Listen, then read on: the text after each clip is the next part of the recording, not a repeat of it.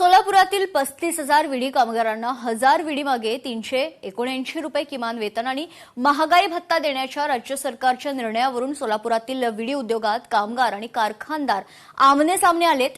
नवीन वेतन दर लागू केल्यास विडी कारखाने बंद करून उद्योग तेलंगणात स्थलांतरित करण्याचा इशारा विडी उद्योग संघटनेनं दिल्यानं आता कामगारांमध्ये संतापाची लाट निर्माण झाली। पाहुयात यावरच लोकशाही मराठीचा हा स्पेशल रिपोर्ट।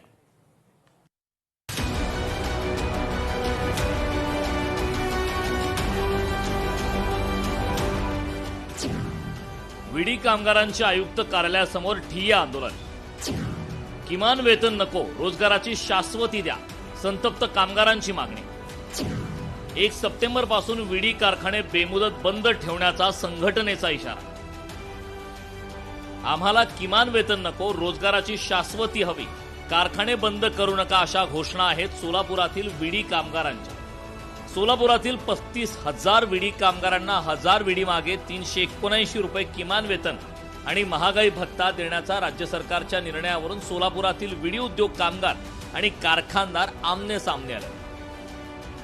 नवीन वेतन दर लागू केल्यास विडी कारखाने बंद करून उद्योग तेलंगणात स्थलांतरित करण्याचा इशारा विडी उद्योग संघटनेने दिल्याने कामगारांमध्ये संतापाची लाट निर्माण झाली। या पार्श्वभूमीवर विडी कामगार आणि कारखाना कर्मचाऱ्यांनी सहाय्यक कामगार आयुक्त कार्यालयासमोर ठिय्या आंदोलन केले। राज्य शासनाने विडी कामगारांसाठी 1,000 विडी मागे 379 रुपये किमान वेतन निश्चित केले। मात्र हे वेतन आणि महागाई भत्ता देणे उद्योगाला शक्य नसल्याने विडी उद्योग संघटनेने स्पष्ट केले। नवीन वेतन दर बंधनकारक केल्यास सोलापुरातील विडी उद्योग तेलंगणात स्थलांतरित करण्याशिवाय पर्याय राहणार नसल्याचा दावा उद्योग संघटनेने केला। तसेच 1 सप्टेंबर पासून विडी कारखाने बेमुदत बंद ठेवण्याचा इशाराही देण्यात आला। राज्य शासनाला मी विनंती करतो की त्यांनी कामगार संघटनांच्या दबावाखाली जे काही परिपत्र काढलेलं आहे ते त्वरित मागे घ्यावे किंवा ते रद्द करावे।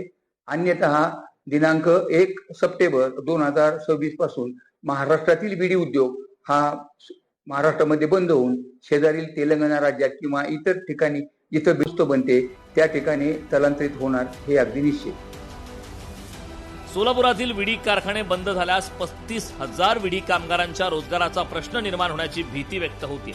या आंदोलनादरम्यान महिला विडी कामगारांनी सध्या मिळणाऱ्या 245 रुपयांच्या मजुरीवर आम्ही समाधानी आहोत, मात्र कारखाने बंद करून आमचा रोजगार हिरावून घेऊ नका अशी मागणी विडी कामगार महिलांनी आणि विडी कारखान्यातील कर्मचाऱ्यांनी केली।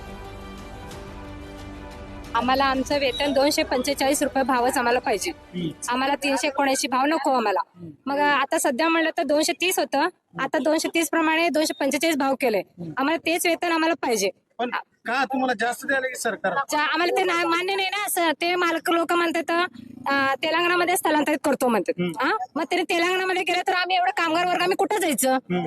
मग एक लोक आत्महत्या करतील। मग आत्महत्या केल्यावर त्याला कोण आहे जबाबदार? सरकार जबाबदार आहे का? आम्हाला कामकाजपासून आम्हाला ते बंद ठेवतात म्हणून सांगायला लागले सरकार, बरोबर? आम्ही कारखान्यामधलं बॅनर बघून आम्ही इथे सगळेजण जमा करून आलो। मग आल्यावर आम्हाला 245 पाहिजे।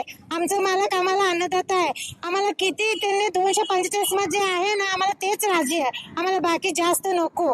काही कामगार संघटनांनी जाणून बुजून कामगार मंत्र्यावर म्हणा या नाहीतर कामगार आयुक्तांवरती दबाव आणून त्यांची दबाव म्हणून त्यांनी हे एक लेटर म्हणजे पत्र पाठवले। मला फक्त एवढं म्हणायचं आहे, आमचं काम टिकलं पाहिजे, कारखाने बंद नको, आम्हाला काम पाहिजे। जे वेतन आहे आम्ही त्यात समाधानी आहे, संतुष्ट आहे, आम्हाला पगार रेग्युलर मिळतो, आम्ही त्यात समाधानी आहे। या वादावर माजी आमदार तथा कामगार नेते नरसय्या आडाम यांनी कारखानदारांना इशारा दिला। 379 रुपये किमान वेतन देणे बंधनकारक असून कारखाने तेलंगणात घेऊन जाणे इतके सोपे नाही अशी भूमिका त्यांनी घेतली। गेल्या 14 वर्षांपासून प्रलंबित असलेले विडी कामगारांचा फंड आणि किमान वेतनाचा प्रश्न सोडवा, त्यानंतर कारखाने स्थलांतरित करण्याची भाषा करा असा थेट इशारा आडाम यांनी दिलाय। तेलंगणाच्या मुख्यमंत्र्याला सांगू आम्ही की त्याही ठिकाणी आमचे हजारो कामगार जातील, आंदोलन करतील। एवढं सोपं नाही आम्ही तेलंगणामध्ये कारखाने नेणार।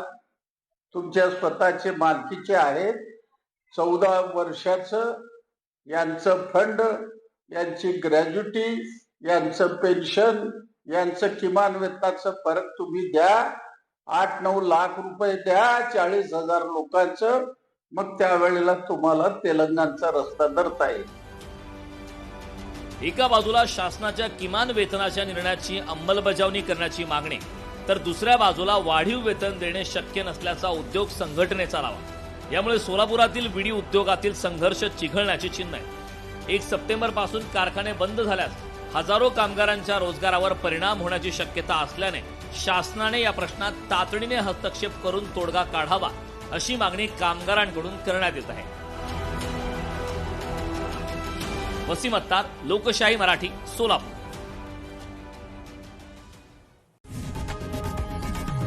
लोकशाही मराठी ऐका, पहा, जागरूक रहा.